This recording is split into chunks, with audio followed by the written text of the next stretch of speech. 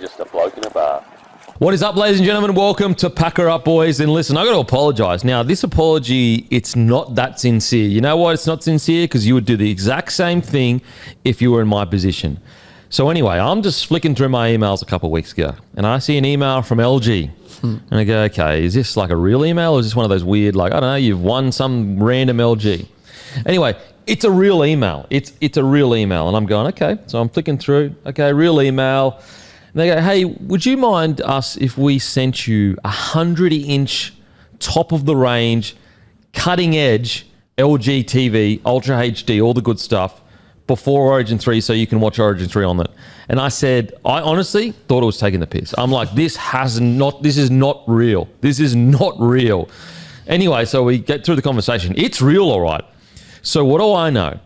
Matty organises it all. They come in, they installed the 100-inch LG screen TV, LG TV. They install it. It is the craziest experience I've ever had watching the TV. And the reason I have to apologise is that's why this podcast is late, is because we've been sitting on the couch going through Ultra HD, HDR, different things on YouTube. We've also been watching Rugby League. We've gone to KO, looking at Broncos versus Warriors. We watched for a period there. So that's why it's late. And we got a bit too caught up in how incredible this TV is. And honestly, this isn't even an ad, because guess what? In exchange for this LG TV to be installed and in the studio, like, they didn't even ask for me to say this on the podcast. All we're going to do is post about it on socials, I'm pretty sure. And so this is literally just me unbelievably stoked that LG sent me the best TV I've ever witnessed in my entire life. You know when you're in like Harvey Norman or one of them stores, and all those TVs have that loop on it of all that natural shit, and it always looks hectic? That's what it looks like. Mate, it's a 100-inch LG QNED, I think it is. Yeah. So latest technology. I've never seen anything like it. And so, as I said, I know it is an ad technically, but it's actually not an ad, because I didn't even need to say this. I feel like a kid in a candy store. I can't believe LG just sent this to us. Yeah. And they said, and in the email, they were like, do you want to watch State of Origin on a 100-inch LG TV QNED? And I was like, okay, this is definitely a spam email. It was actually true.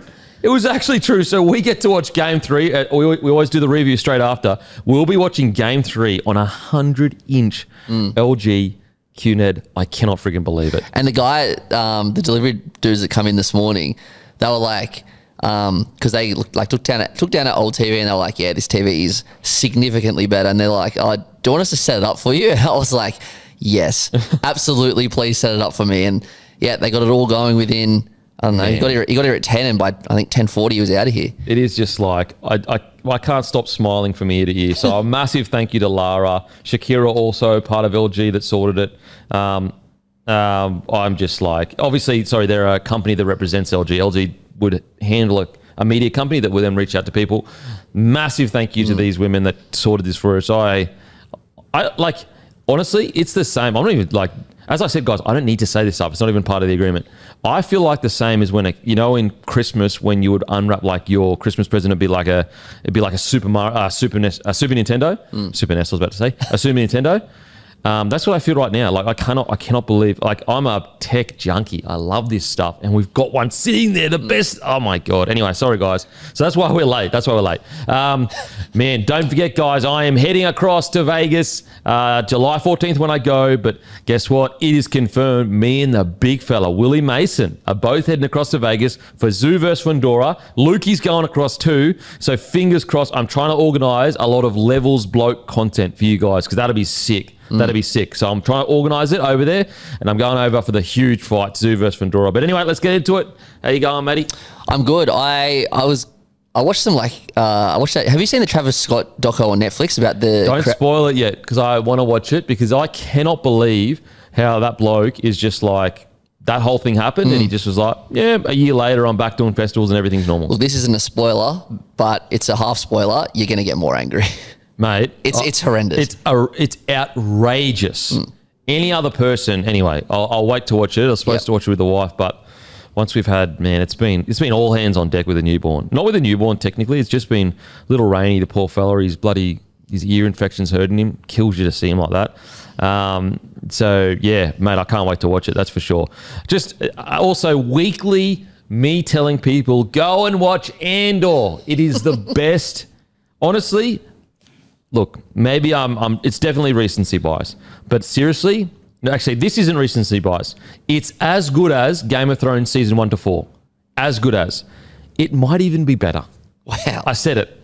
That's the recency bias part. What I know without recency bias, it's as good as Game of Thrones season 1 to 4. Matter of fact, maybe I like Game of Thrones season 1 to 4 better because I like that. That's what I like is the fantasy, the medieval kind of setting. Like that's like my thing. And like Star Wars is good, but it's sci-fi for me. It's good, but it's not my big thing. So I like Game of Thrones better. But when it comes to script, it may be the best script I've ever watched.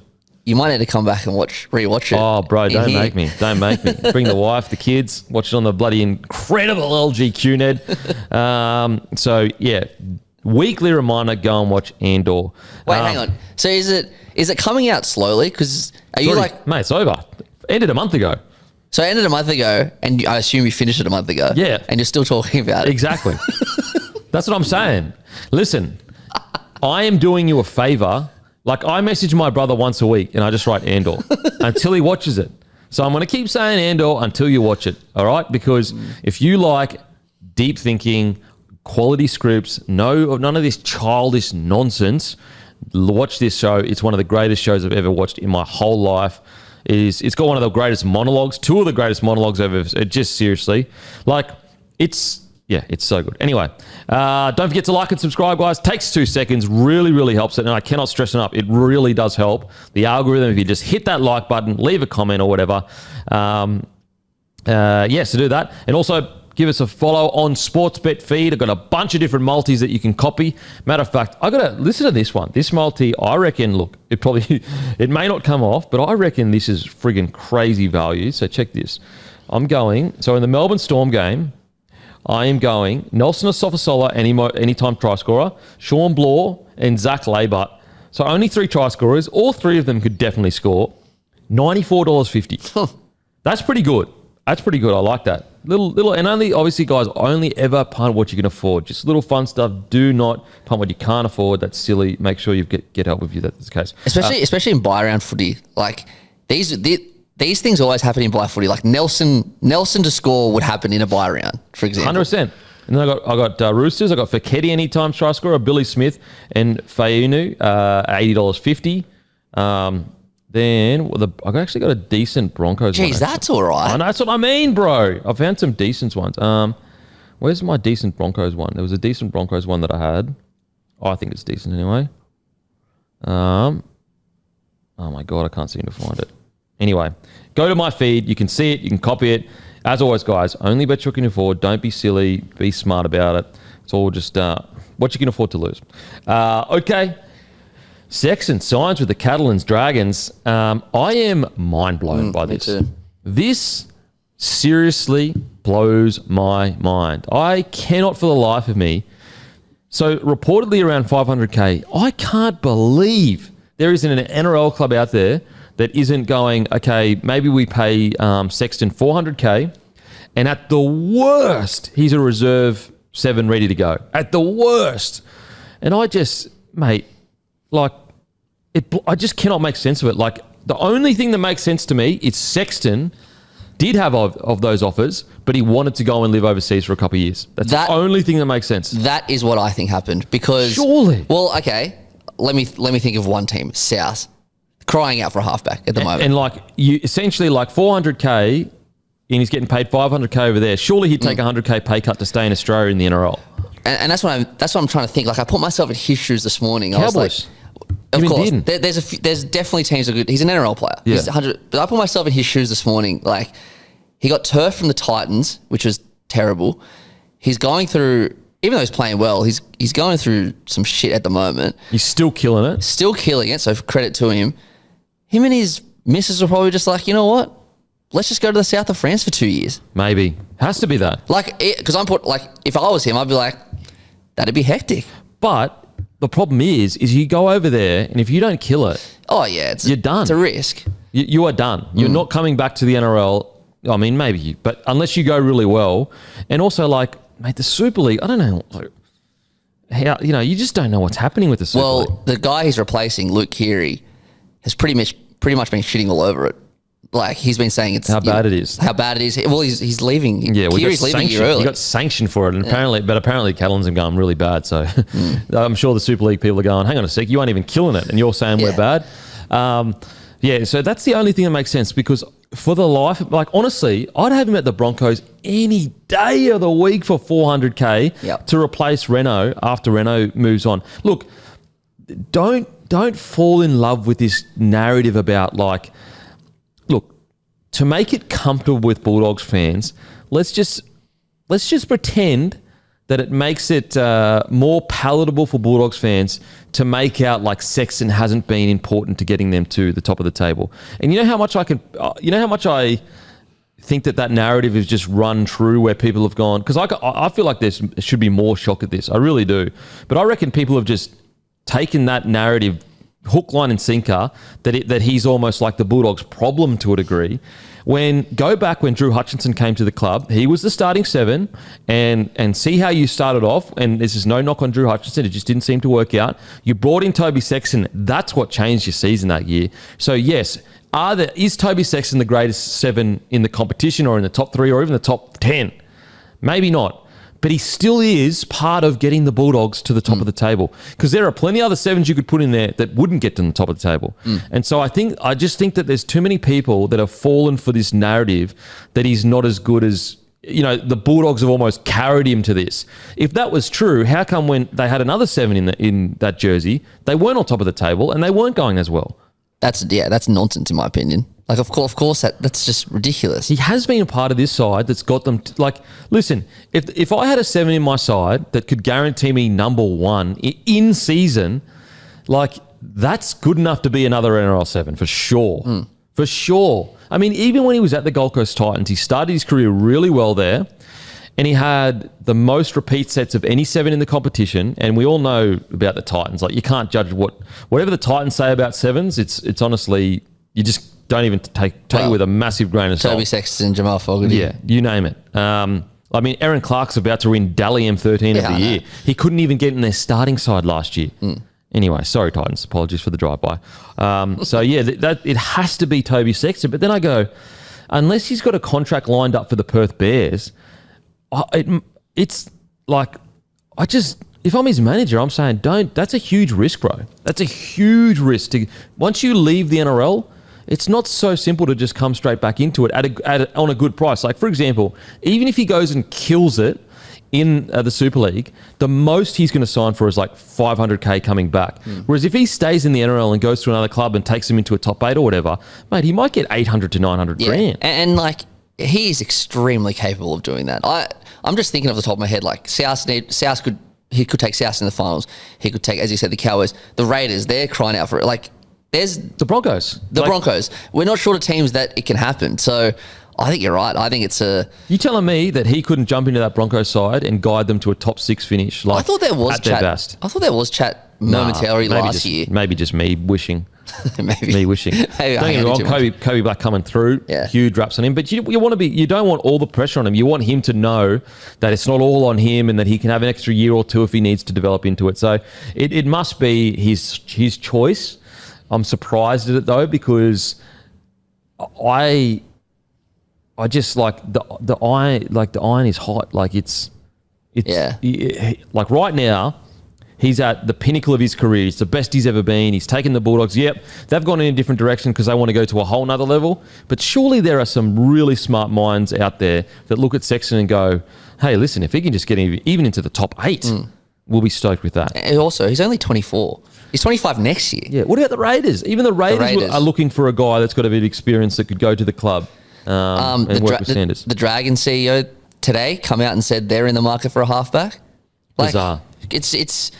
It has to be his choice, because there's no way his manager would say, nah, just go to the Super League. But then I'm like, with his manager, I would love to hear, like, and look, I know there's so much more that goes on behind the scenes we don't know about, but I'd love to hear what his management's advice was, because surely it wasn't go over to the Super League. I certainly wouldn't have thought so. It would be like, mate, stay in here so you can keep your value up. Anyway, yeah, look, super interesting. And also, like, it's only a 2-year deal, isn't it? Well, it didn't say it on the Catalans website, but Daily Telegraph said it was 2 years. So it's like not even a long term. Yeah. Just bizarre. Just so strange. Anyway, good luck to him. If I'm being honest, I think he'll kill it over there. I really do. I think his kicking game is just going to fucking tear teams apart. Yeah. Best case scenario, he'll kill it. And then I didn't even think of Perth Bears. That could be a good shout. But you're right. It's so out of sight, out of mind, kind of the Super League. So it's an interesting one. And like, yeah, it just must be, I'm kind of over this for the minute. Let's just go overseas.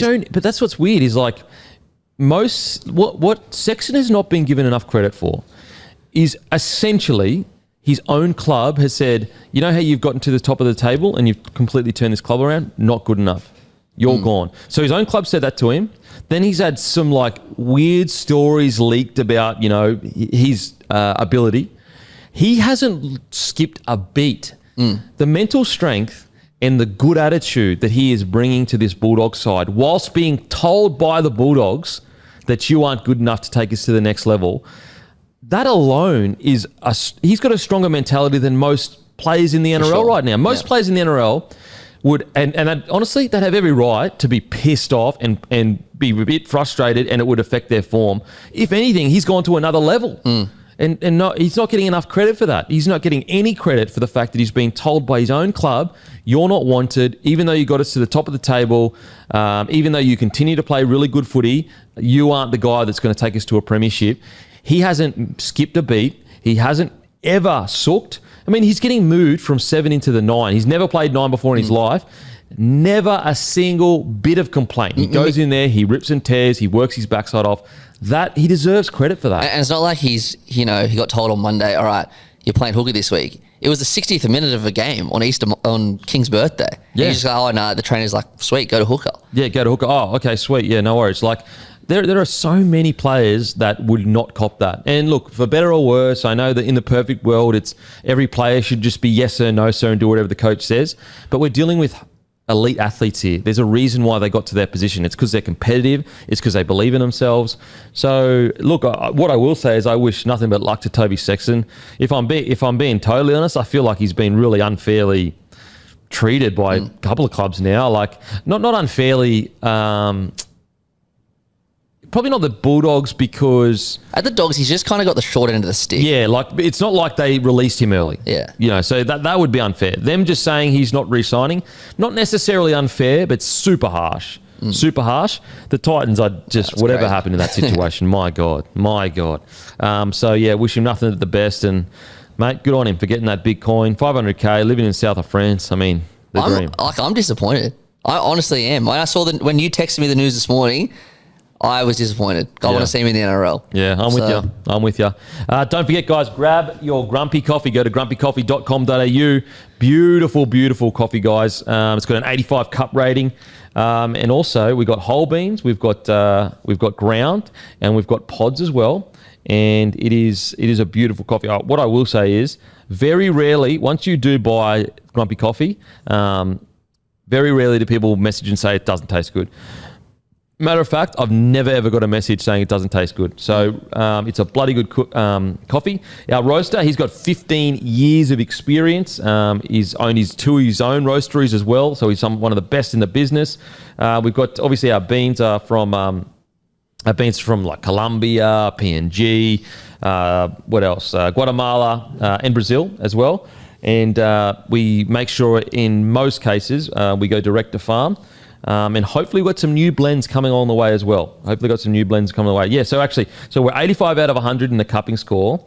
And now, like, 85 is very good when you're blending the beans, which is what obviously we use. So to get around it. We're also 100% Arabica. I've been stumbling with that word for like a whole 12 months. Yeah, people don't know this, but that took... I think a couple of weeks ago we did the show here and we took about 100 takes. I was like, Arabica. It's such a weird, strange word. But anyway, go to grumpycoffee.com.au. Also, don't forget codesports.com.au/bloke. Use your code bloke for your discount. That discount is going very soon. The NRLW started last night. I got to say with the NRLW, like, if you've been listening to this podcast, like, first of all, you know that this podcast, and like, we're not one of those people that like, live in la la land that sit there and go, oh yeah, just like, give the NRLW a million bazillion bucks and we need to like make sure they're getting as much as, what the men's earning and all that kind of stuff. We try to always speak what can work for the women's game because we want it to work long term. And I think that's a big mistake the AFLW made, was they went too big too soon, and that hurt the NRLW, their setup. And so when we say this, we genuinely believe what we're saying. We're not just fucking virtue signaling. The NRLW, hearing the ratings from the Origin, where there was an average viewership of like 1 million or something like that, insane numbers. So put it this way, the State of Origin game 1, I'm pretty sure, and this is Webby told me this morning, had more viewers than the last 3 Matildas international games combined.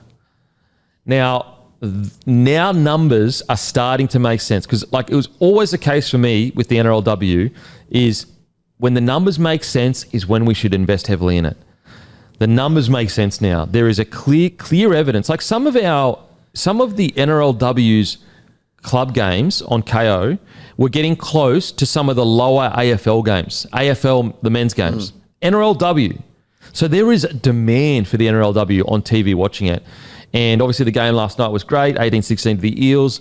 Mate, I just think that, even if we want to sit here selfishly and just be like, you know what, I don't care about the women's game and I only care about the men's game, we have such an opportunity. If we can make the women's game big, all that does is drive more revenue into rugby league, more sponsors, more everything. We have the one thing all these other sports wish they had, which is a high quality, good women's product when it comes to sport. And people are watching it. And so I just think we've got to get behind it. I think there's evidence that everything you say is correct in the fact that they were willing to not have an NRL game on last night and have NRLW in primetime on Thursday night, because Fox and Nine they're not just giving this away for free. No way. They're like, so clearly the numbers are there. And that's why the NRL need to they can't afford to fumble this, because this is the next frontier of any sport. Like, yes, it's great to grow the men's side of sport. Of course, every year you want to grow. But every single sport across the world is jockeying and fighting for the women demographic and trying to build out women's sports, whatever it is. And we have the beautiful thing we have is we already have OzTag. We already have touch footy all the way from when they're 5-6 years old.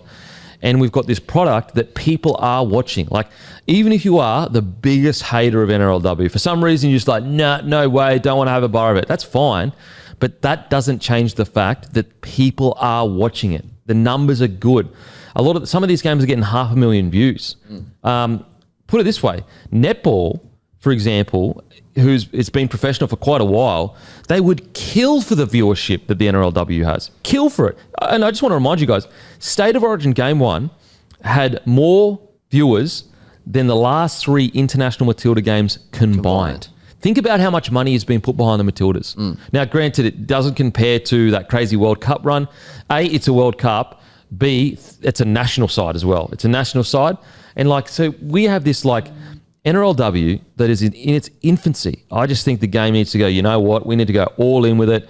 We need to, at the very least, if it's not this year, next year, have a huge marketing campaign and push across all the TV networks for the NRLW, because the numbers are there. The numbers are there.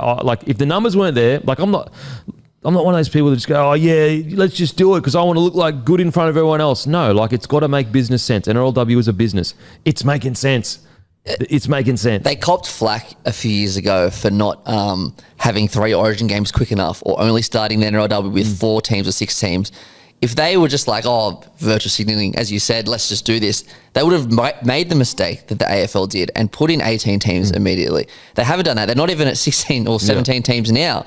The NRL, they've done a lot of good in the last 5 or 10 years, and this is just right up there. It's a huge opportunity. That's the thing, though. The NRL need to back it. But I think they will. Hopefully they will. Hopefully. Just because I think they've done a good job with it so far, and they're so patient with it. Some of the stuff I've heard has been pretty, anyway, I hope so. They got this golden opportunity to just, because it's the thing is compared to other sports, if NRLW becomes the main women's sports in Australia, guess what happens? All these other sports like AFLW, rugby union, all that kind of stuff, the difference between men and women's sport is like, we see it a bit with rugby union, but like as NRL gets bigger, the men's side, it's never going to steal AFL players en masse because they're already established, they've already got the setup.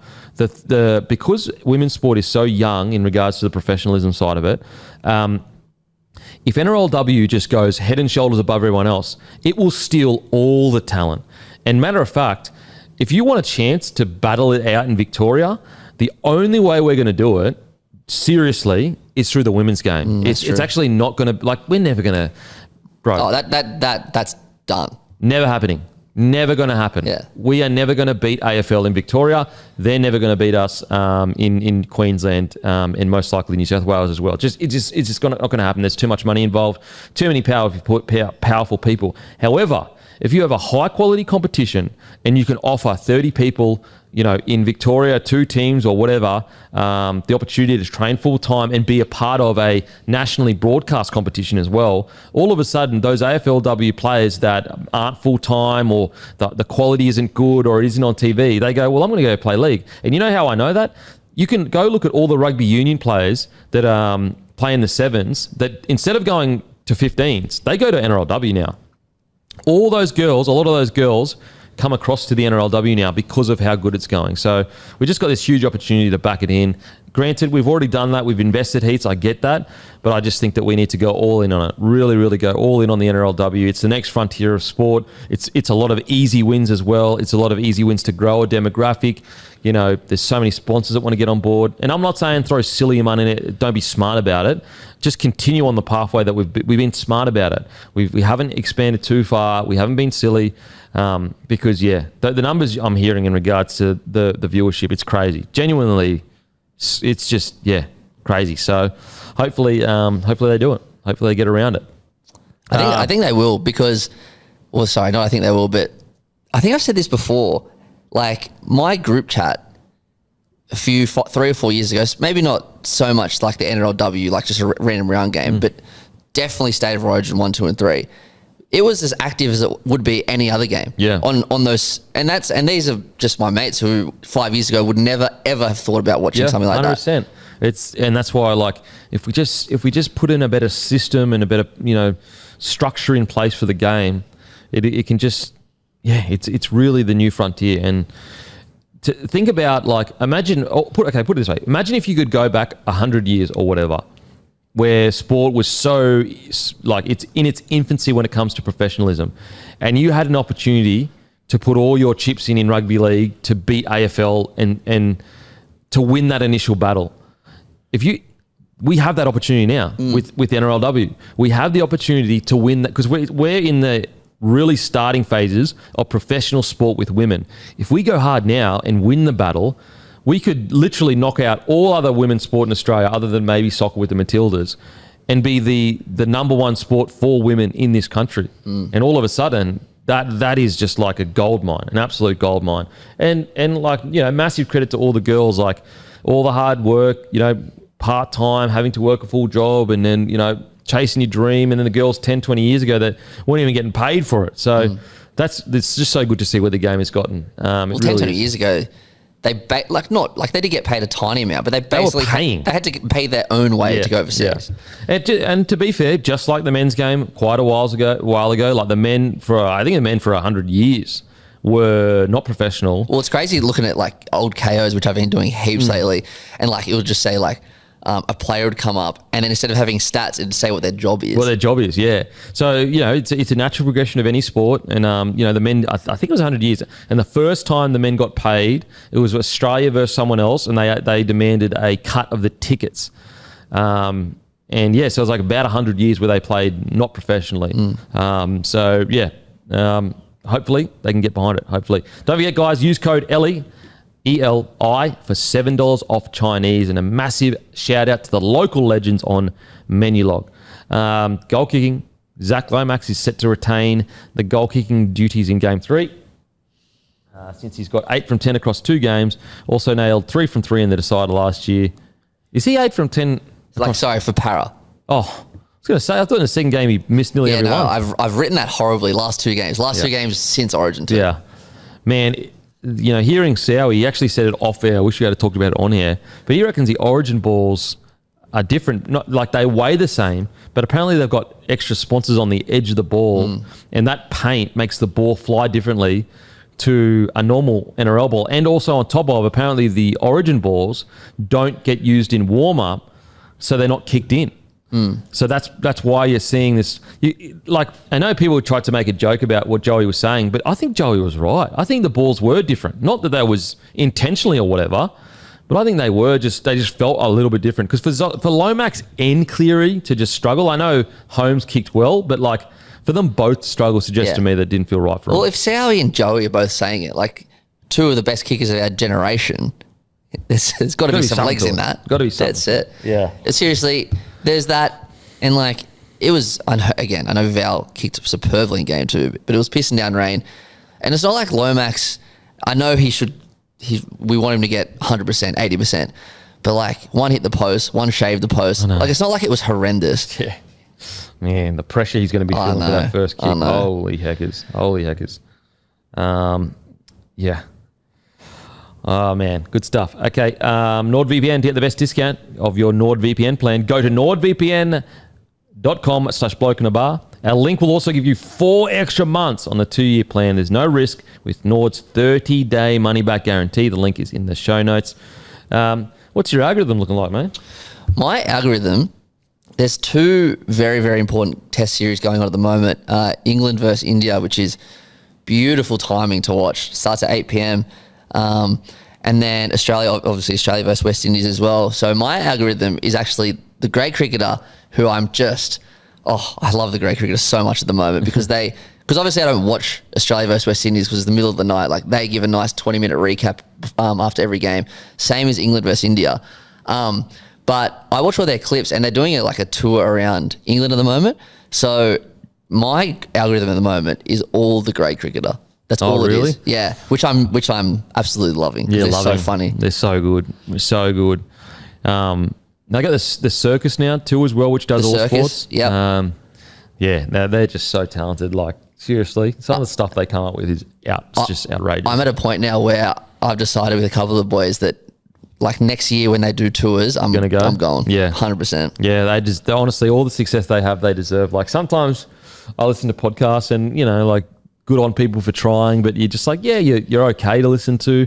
Those guys are like masters at what they do. Yeah. Like it's almost like sometimes when I first met Matty Johns and we did the show together, like literally within the first 10 minutes, I was like, oh, that's why you're the greatest ever. Because there's certain people that are just naturally good on the mic. Like they've got it. You can't measure it. There's no algorithm that kind of like, you can't put a mathematical equation that goes, okay, this is what makes that person charismatic. But the great cricketer, even me who doesn't know much about cricket, they're just. I loved the blow up by one of the boys where he was talking about how I just want to wake up to runs. Yes. Like I just want to wake up to runs. Like why can't I just wake up? And obviously you got to go listen to it. It's so true, but because like in the first test, this is everyone. I would wake up, I'd see Cam Green scored 8 and I'd be pissed off. And I hadn't seen a ball and I'm like, why is Cam Green batting at 3? And they make jokes about that and you're just like, you're so right. Oh man. I love the childish nature of it where it's just like a child throwing his toys out the cot going, you are ruining my day by being bad at cricket. It's just such anyway, the boys are super funny. Super, super funny. Have to get on the podcast one day if they want to. I'd love to interview you about their life and that. What else has been going on the I just want to ask about. Obviously, you say Matty John's good on the mic, and I've met Matty John like a handful of times.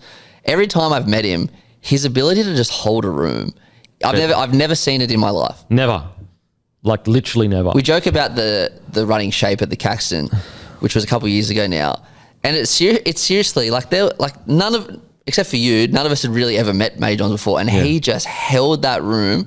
Just like it was nothing for about half an hour, and I was just in awe of that bloke. And you know what's weird is like usually guys like that, there's any room they enter, they try to dominate the conversation because they just need attention. The irony with Matty Johns is he couldn't be further from that. Like he's so humble, so down to earth, doesn't carry on like a dude. So Yeah, like he truly is. Like even you look at, this is how good Matty Johns is. Like he's dominated mainstream media forever, been the man for so long. Pretty much like, what is Foxtel without him? Like I know they would continue going on, but I'll tell you what, it'd be a very different version of it. Then he starts his own podcast and he's already back at the top. Yeah, I know. You know what I mean? Like that's when you know a guy, doesn't matter. It's a bit like Mark Burris. Like Mark Burris dominates the business world, starts his own podcast, then has the biggest guest in the country on it. Like there are certain people that whatever field they land in, they dominate because they're just next level, next level. It's crazy.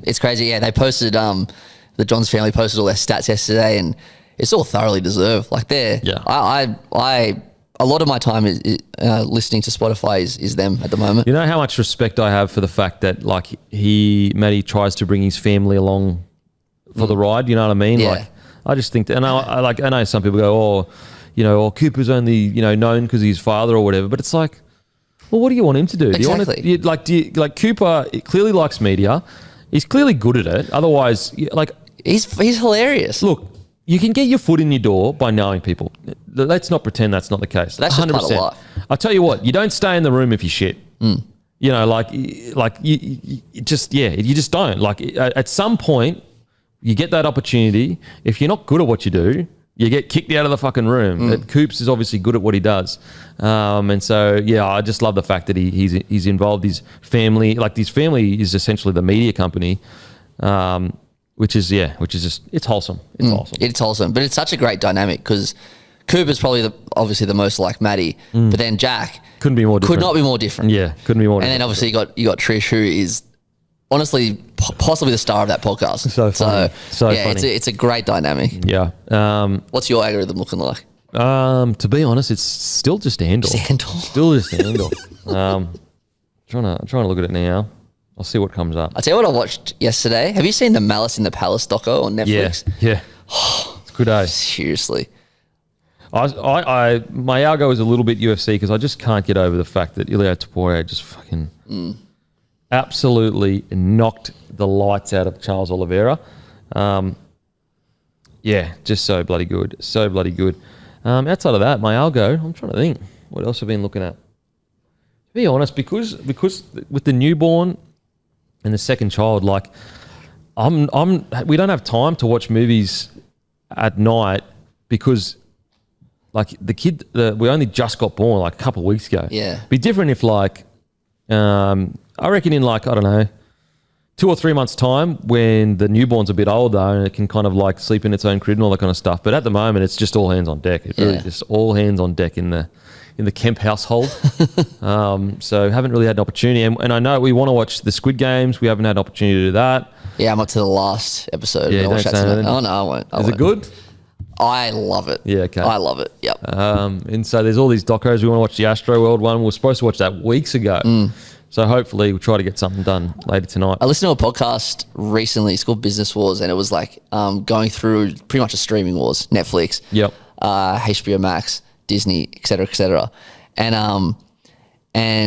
actually I highly recommend it. It's really, really good. And like each episode's on a different streaming thing. The first one is Netflix, and just how they've gotten into, like obviously the last thing they got into was live sport with Jake Paul, Tyson, and then after that the NFL on Christmas Day, which was such a success. But just before that is how they're getting into all these documentaries. Like you can find any documentary, any cool documentary at the moment on Netflix. They're just, Netflix dipped for a while, I thought, but Netflix is my streaming thing of choice at the moment. The weird thing about Netflix though is like there are so many documentaries about spouses killing each other. Like they basically like, did someone get murdered? Okay, let's make a documentary about it. Yeah. It's just crazy. Don't forget, guys, begoodhealth.com.au. Grab your Good Day, the best multivitamin in all the business. And also, August 1, data-driven social media marketing. August 1 cuts through the noise with quiet ears, providing the relaxed confidence of high-level expertise and experience. So if you're a company that needs your marketing done or social media done, go reach out to August 1. Founded by the former head of digital for Woolworths. Dragons CEO Tim Watford says the Dragons are in the market for a marquee halfback on the Dragons Den podcast. Kyle was brought in as a 14 or utility to play a role. At the time, we had Hunt and Amon at the club. At the end of last year, we signed Atkinson, and he will come in and play half in 2026. Kyle is there fulfilling a role for 25, fulfilling it well. We're in the market and will be in the market for a marquee halfback. I think there's a real misconception out there that Kyle in particular has been put into a role to be that elite halfback. He is performing a role and doing it really, really well. Seeing and hearing elements of what he's going through over the past 2 or 3 weeks in particular has been horrendous. Damn. I mean, yeah, it's kind of like a bit of a backhanded compliment to him. It's a huge backhanded compliment. Jesus. I get what he's saying, and I agree this is good direction, but I don't know whether you need to say that, do you? I am wondering, like, obviously he's saying it because there's all this backlash, right? Yeah. And that's fair. Like, it has been horrendous. Really, it really has. But I don't think now is the right time. The right time was either earlier or never.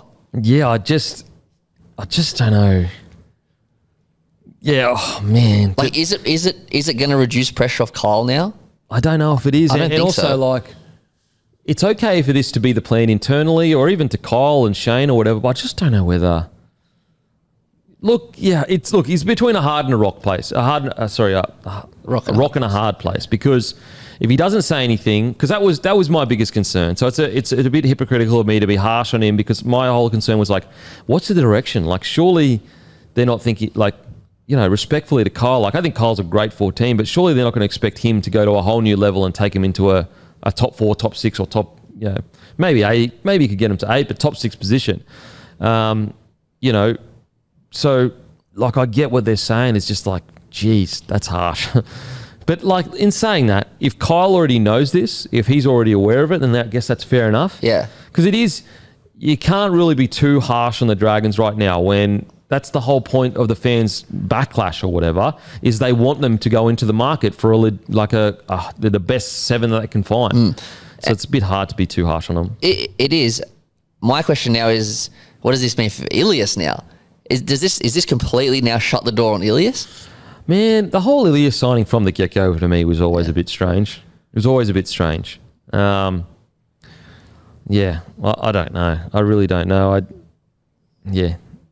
But the other question is like, who's on the market? Well, I don't know if you've scrolled down. I've got a list. There's a list of like all halves off contract, but not next year, for 2027 and beyond.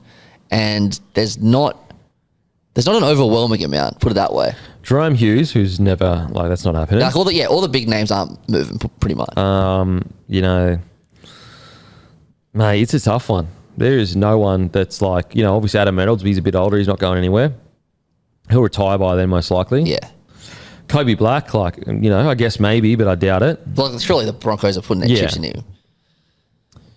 Like, Josh Papali's not even a 6. They're making him into a 6, so that's not there.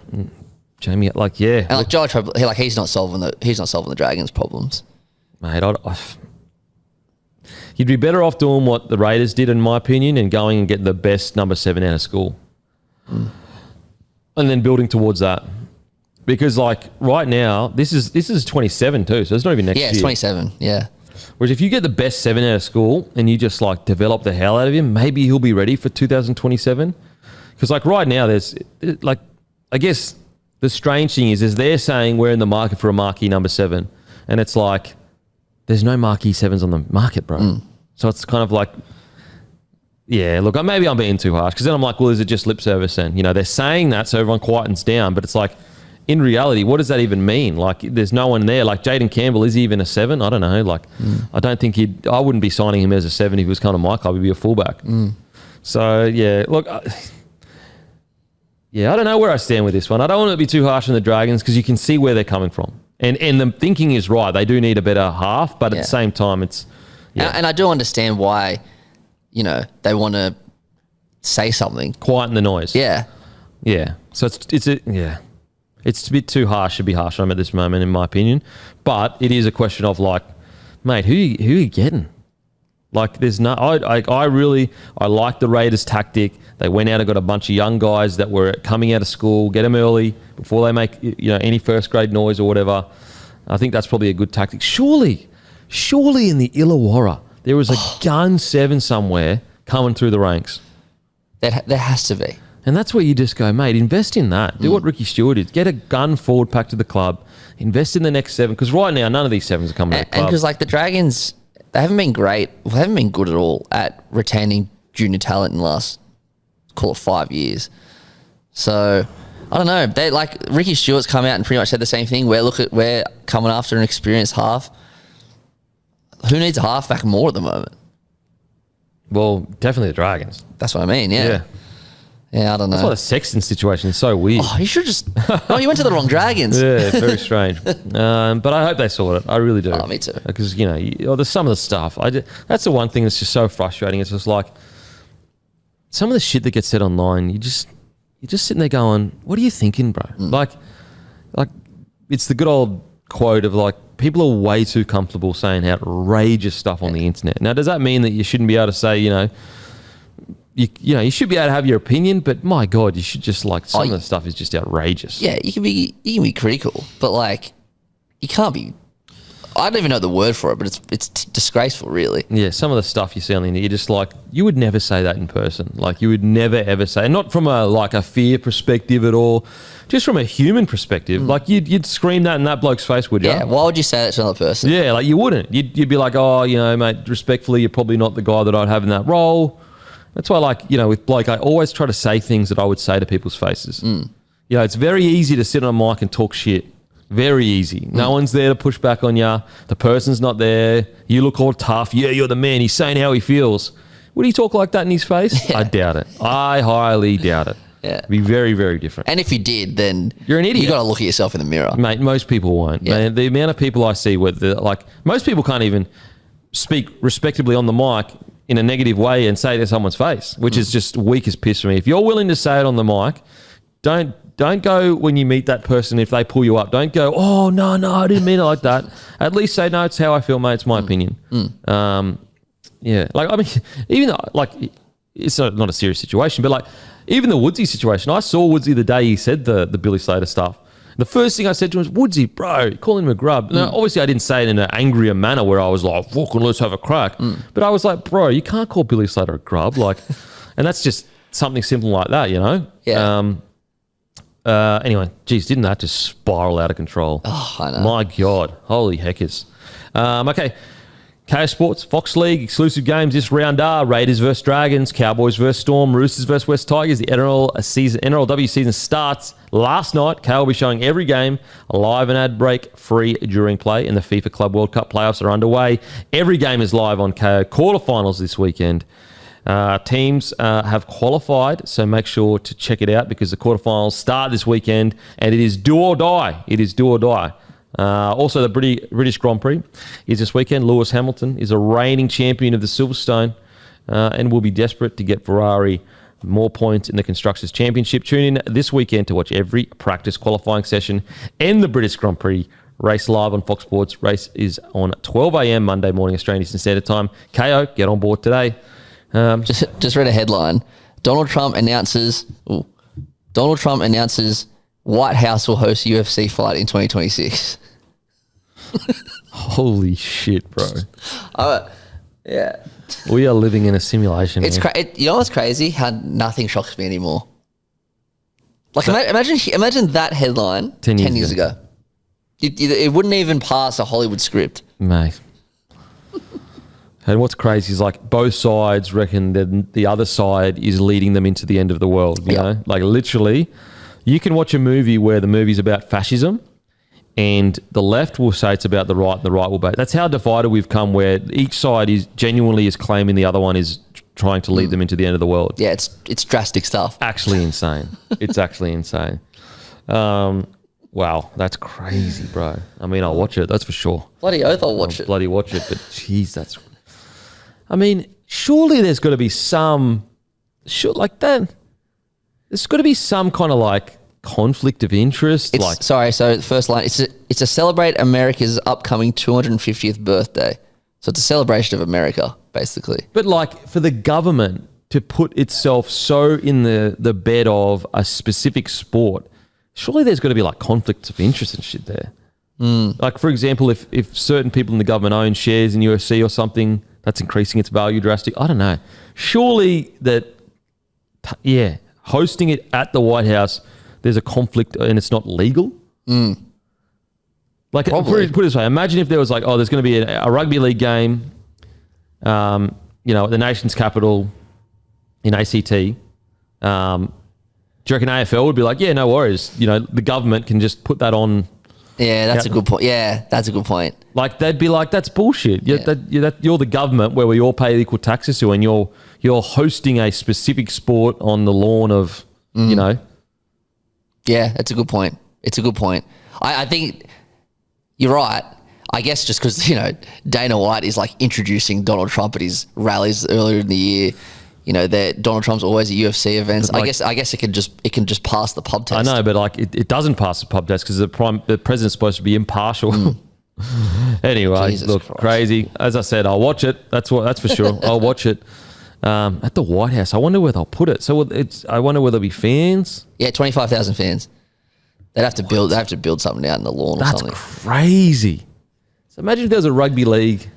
It's almost like, look, I'm not American, so I don't care. But like, it's almost like, surely it's almost disrespectful to build a UFC cage in the White House. Man, I don't know. I don't know. To be honest, I don't know enough about this shit to fucking. People that pretend they know a lot about it, they don't know a lot about it. They just know what they've been told by their side of the media. Side, yeah. And they it's so funny. It's like when you hear both sides talk about the facts they believe. Yeah. So they'll tell you, nah, that's fake news. But then they'll say this other organisation, this news, that's not fake news. And but it's just a matter of who you want to believe, exactly. who you're choosing to believe. I was trying to. I remember when I listened to Trump and Elon on Joe Rogan for a fleeting second until I had to catch myself. I was kind of like, oh yeah, and I was like kind of agreeing with a lot of the stuff they said, and then it wasn't until I stepped back and was like, oh, I'm only listening to one side of the story here. No, mate, everyone there's so falls much in the trap. misinformation out there. Like it's the old KGB tactic where they just like flood the population with misinformation, and then they disassociate. And then once you disassociate from politics, then that gives power to the politicians to do whatever they want because you're not interested in it. Anyway, I'm not even going to get into fucking politics on the podcast because people are psycho, genuinely psycho. So imagine if there was a rugby league game on the Australian Parliament House lawn. Yeah, you're right. Like when you put it that way, like what would AFL think? What would all the other sports think? Be a bit weird, wouldn't it? It would be. In saying that, maybe there's an argument because the current Prime Minister backs rugby league. He talks about how much he loves it, but it's the actual on the government built like property that's the strange thing. That's supposed to be a property for everyone, I guess. But if you're right, like if I know it's a bad example because Albo literally supports South, but like if Albo was a full-on AFL nuffy and then just did something for AFL, I'd be like, what the hell? Anyway, who knows? I'm sure there's someone that's in the comment section raging on his keyboard right now saying how wrong we are. Relax, brother. We probably are wrong. I don't know enough about that stuff. You know what I know a lot about? Rugby league. So I'll stick to what I know. At least what I know where I can consider myself an authority on, whereas I definitely am not an authority on that stuff. Okay, game 3 coming up. Who you got, mate? Blues, but every day that gets closer, I'm getting more nervous. Really? Man, it is night and day, the feeling in New South Wales compared to after game 1 to now. As a Queenslander in New South Wales, hearing you blokes carry on after game 1, like it's can I be honest? It's kind of embarrassing. Like, I can't believe it. Like, the shit that was getting talked after one game was like actually wild. Not from yourself, but just in general, like dynasties and just like, 4 in a row and like all this crazy stuff. It's just like, brother, it's one game. I tell you what's crazy. Like, I wasn't carrying on like a pork chop, but I certainly was feeling like I thought guaranteed 3-0. Don't even blink. Like it's 3-0. We're gonna win next year as well. It's gonna be hectic, and then they just bring you back to earth, don't they, Queensland? Mate, so do New South Wales. It's Origin. The thing is this: even in the 8 in a row team, greatest ever Origin team, they whitewashed once. Once. Once. Even in the women's, I remember because Blues won 2-0 pretty convincingly, I thought. And then Queensland were $5 odds in game 3, and we were just like, geez, I know. And then Queensland ended up winning. Yeah. So it's happened twice in the last few weeks. The Queensland odds on outsiders. Yeah. Odds on. I will say, like, you know, you guys were so bad in game 2. And, like, I know a lot of people will point to the penalties. Mate, look at your completion rate in the first half. It was 53%. Yeah, it was bad. Like, honestly, you could have given all those penalties away, and if you completed 85%, you win the game. Well, definitely. Like that's lost by 2. That's what I think the odds are fair. Like, I think when you look across the board with the New South Wales side, like, most of your players are in the top 2 or 3 in their position. You know, whereas I look at Queensland and, like, you know, all the Kate Wells great in Origin, he wouldn't be in the top tier of the back rowers. Cotter's not even a back rower. He also wouldn't be in the top tier of 13s right now, form-wise. Tino, form-wise, wouldn't be in the top tier of front rowers right now, just form-wise. Papali'i, form-wise, wouldn't. Munster, maybe form-wise in the top tier, yeah. Dearden, not in the top tier of 7s. Hammer, form-wise. Mate, last few weeks, yeah, but he started the year so slow. So would he be in the top 2 or 3? I think a lot of people would still have Teddy above him, Dylan Edwards above him, probably Pappy at times too. Then you go to the wingers, Coates. Yeah, Coates could be in a top tier, you know, even though Lomax and Toto would be above him. And on the other wing, Val Holmes, I don't think he'd be top tier just right now. And when I say top tier, I mean top 1 or 2. Well, he's not even playing wing. I know our centers aren't. I know Latrell's not playing either, but, like, Latrell's Latrell. It's different. Yeah. So that's where I just, like, across the board, you are essentially in the top 1 or 2. Angus Crichton, yep. Liam Martin, yep. Toto, Lomax, yep. Critter, best in the game. Trell, best in the game. Cleary, best in the game. Luai, yeah, probably. Maybe he's the only one that you could say top 2 or 3. Haas, number 1. Yeah, then you could look at your forwards. That's where you drop off quite a bit. Max King, Stefano. In regards to, I'm talking about top tier. Yeah. Max King's had a bloody great year. Spencer Leniu, he'd probably be the biggest impact player in the comp, so he's number 1 there. Hudson Young, best back row in the comp.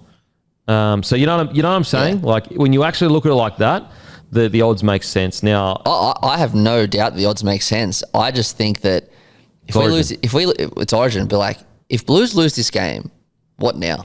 Bro, if Blues lose this game, it is going to be absolute carnage in the media. Carnage. We are expecting to win. Yeah. Us Blues fans. Like, mate, it won't be a 2020 victory, but it won't be far off. Like, it won't be far off. I'd love to know what the odds were in 2020. Yeah, I'll ask Hammy. We'll get it by next week. But the difference between 2020 is we'd won the last 2 series, and even though it was horrendous, it did feel like a flash in the pan.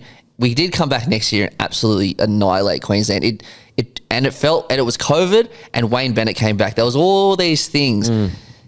I reckon this is going to be worse if we lose. Because it's almost like, see, this is our problem as New South Wales. We get to the big dance and we fuck it up again. Exactly. Yeah. And that's why I think, fairly or unfairly, the person with the most pressure this week is Nathan Cleary. Oh, absolutely. He's actually never won a decider, which I didn't even know that. Yeah.